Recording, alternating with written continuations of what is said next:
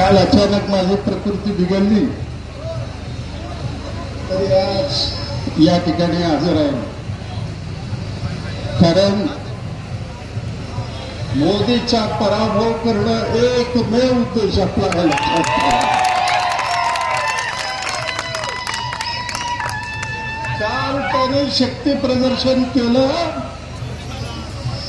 त्याच्या दुप्पट या ठिकाणी आपले लोक जमलेले आहे. या जिल्ह्याच्या पालकमंत्र्यांनी सांगितलं सोलापूरची सीट धोक्यात आहे, माढ्याची सीट धोक्यात आहे. मी जाहीर करू लागलेला आहे, आमदार प्रणिती शिंदे 4 तारखेला दिल्लीत गेल्याशिवाय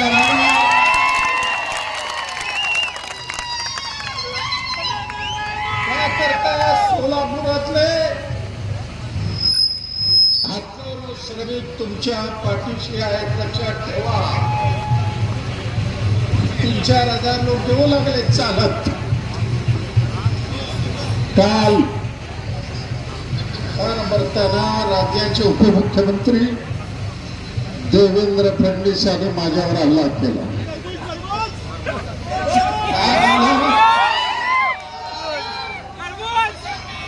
30,000 घरं आम्ही दिलं आणि थकणार.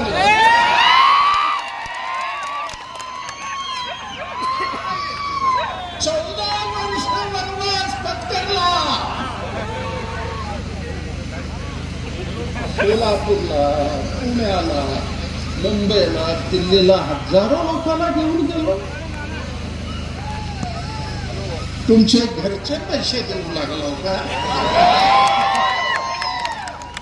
अरे आजपर्यंत कोणाची हिंमत झाली नाही.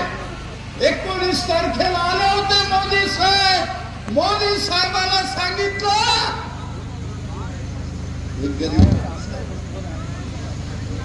7-8 हजार रुपये सुद्धा करू शकत नाही.